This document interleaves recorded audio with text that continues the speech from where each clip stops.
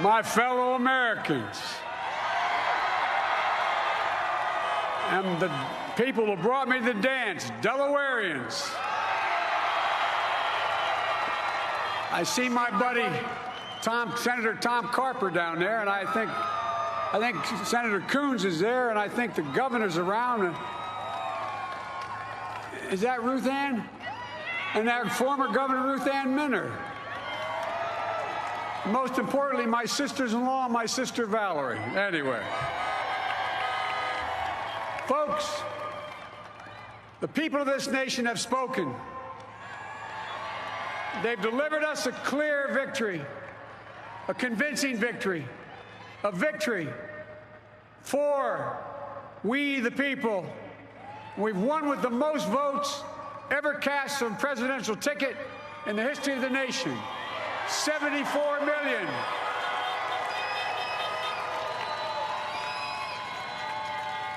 What I must admit has surprised me.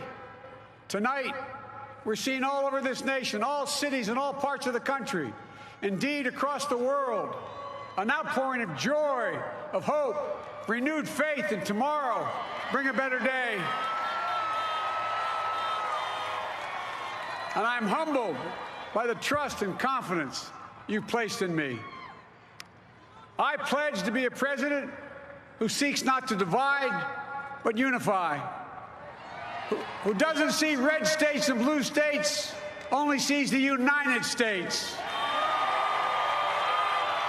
and work with all my heart, with the confidence of the whole people, to win the confidence of all of you. And for that is what America, I believe, is about. It's about people. And that's what our administration will be all about. I sought this office to restore the soul of America, to rebuild the backbone of this nation, the middle class, and to make America respected around the world again, and to unite us here at home. It's the honor of my lifetime that so many millions of Americans have voted for that vision. And now, the work of making that vision is real. It's a task, the task of our time.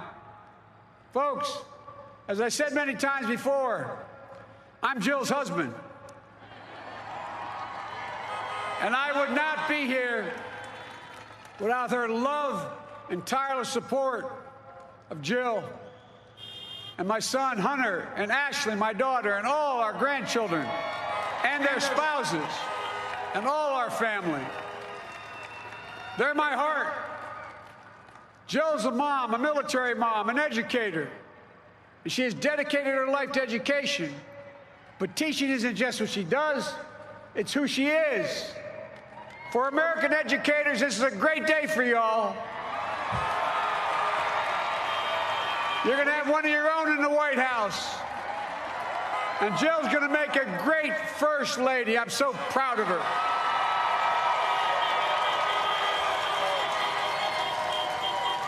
And I'll have the honor of serving with the fantastic Vice President who you just heard from, Kamala Harris,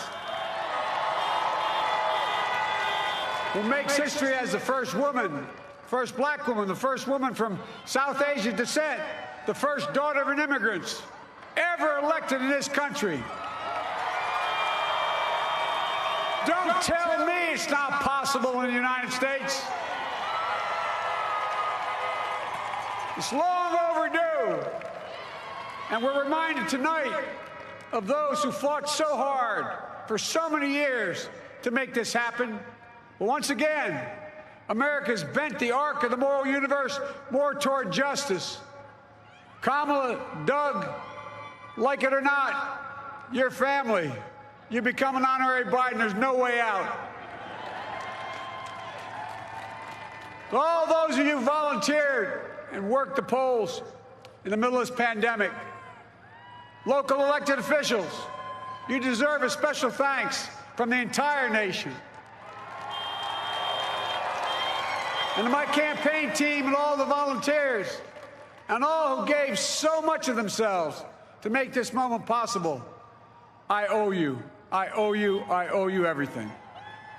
And to all those who supported us, I'm proud of the campaign we built and ran. I'm proud of the coalition we put together, the broadest and most diverse coalition in history. Democrats, Republicans, independents, progressives, moderates, conservatives, young, old, urban, suburban, rural, gay, straight, transgender, white, Latino, Asian, Native American. I mean it, especially those moments, and especially for those moments when this campaign was at its lowest ebb. The African-American community stood up again for me. You've always had my back, and I'll have yours. I said at the outset, I wanted to represent this campaign to represent and look like America. We've done that. Now that's what I want the administration to look like and act like. For all those of you who voted for President Trump, I understand the disappointment tonight. I've lost a couple times myself, but now let's give each other a chance. It's time to put away the harsh rhetoric, lower the temperature, see each other again, listen to each other again. And to make progress, we have to stop treating our opponents as our enemies. They are not our enemies. They are Americans. They're Americans. The Bible tells us, to everything there is a season, a time to build, a time to reap and a time to sow, and a time to heal. This is the time to heal in America.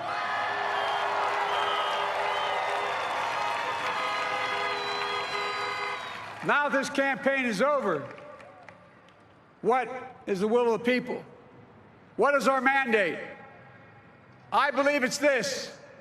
Americans have called upon us to marshal the forces of decency, the forces of fairness, to marshal the forces of science and the forces of hope in the great battles of our time. The battle to control the virus, the battle to build prosperity, the battle to secure your family's health care, the battle to achieve racial justice and root out systemic racism in this country,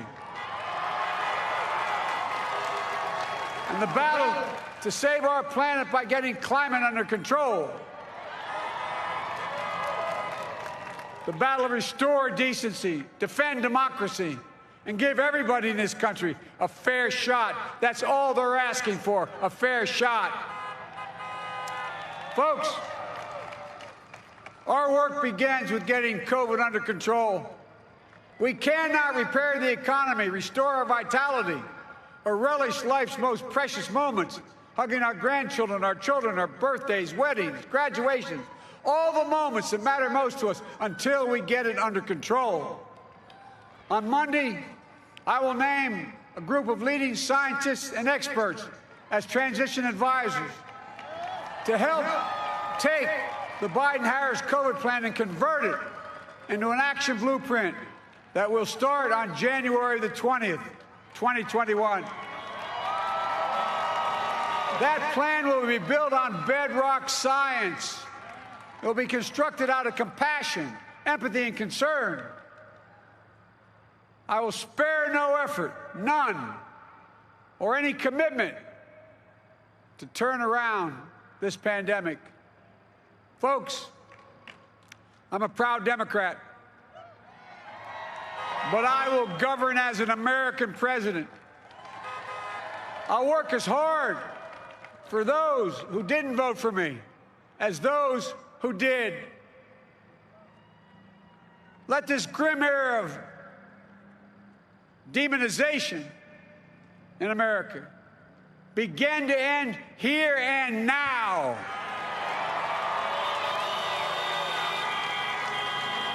The refusal of Democrats and Republicans to cooperate with one another, it's not some mysterious force beyond our control. It's a decision, a choice we make. And if we can decide not to cooperate, then we can decide to cooperate. And I believe that this is part of the mandate given to us from the American people. They want us to cooperate in their interest. And that's the choice I'll make. And I'll call on Congress, Democrats and Republicans alike, to make that choice with me. The American story is about slow yet steadily widening the opportunities in America. And make no mistake, too many dreams have been deferred for too long. We must make the promise of the country real for everybody, no matter their race, their ethnicity, their faith, their identity, or their disability. Folks, America has always been shaped by inflection points, by moments in time where we've made hard decisions about who we are and what we want to be. Lincoln in 1860, coming to save the Union. FDR in 1932, promising a beleaguered country a new deal. JFK in 1960, pledging a new frontier. And 12 years ago, when Barack Obama made history, he told us, yes, we can. Well, folks, we stand at an inflection point. We have an opportunity to defeat despair, to build a nation of prosperity and purpose. We can do it. I know we can. I've long talked about the battle for the soul of America. We must restore the soul of America. Our nation is shaped by the constant battle between our better angels and our darkest impulses. And what presidents say in this battle matters. It's time for our better angels to prevail. Tonight, the whole world is watching America. And I believe at our best, America is a beacon for the globe. We will lead not only by the example of our power, but by the power of our example. I've always believed, many of you heard me say it, I've always believed we can define America in one word: possibilities.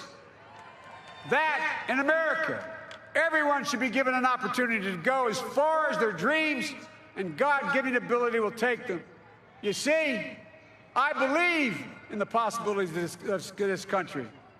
We're always looking ahead to an America that's freer and more just, ahead to an America that creates jobs with dignity and respect, ahead of America that cures diseases like cancer and Alzheimer's, ahead to an America that never leaves anyone behind, ahead of America that never gives up, never gives in. This is a great nation. It's always been a bad bet to bet against America. We're a good people.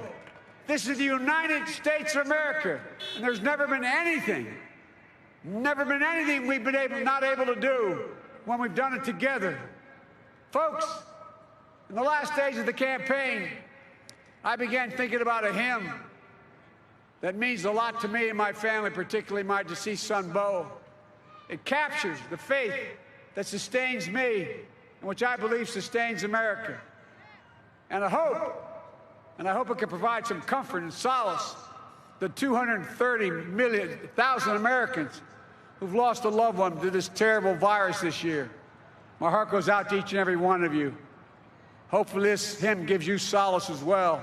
And it goes like this: and he will raise you up on eagle's wings, bear you on the breath of dawn, and make you to shine like the sun, and hold you in the palm of his hand. And now together, on eagle's wings, we embark on the work that God and history have called upon us to do, with full hearts and steady hands, with faith in America and in each other, with love of country, a thirst for justice. Let us be the nation that we know we can be, a nation united, a nation strengthened, a nation healed, the United States of America. Ladies and gentlemen, there's never been anything we've tried we've not been able to do. So remember, as our grandpapa used to say when I walked out of his home when I was a kid up in Scranton, he said, "Joey, keep the faith." And our grandmother, when she was alive, she yelled, "No, Joey, spread it. Spread the faith." God love you all. May God bless America, and may God protect our troops. Thank you, thank you, thank you.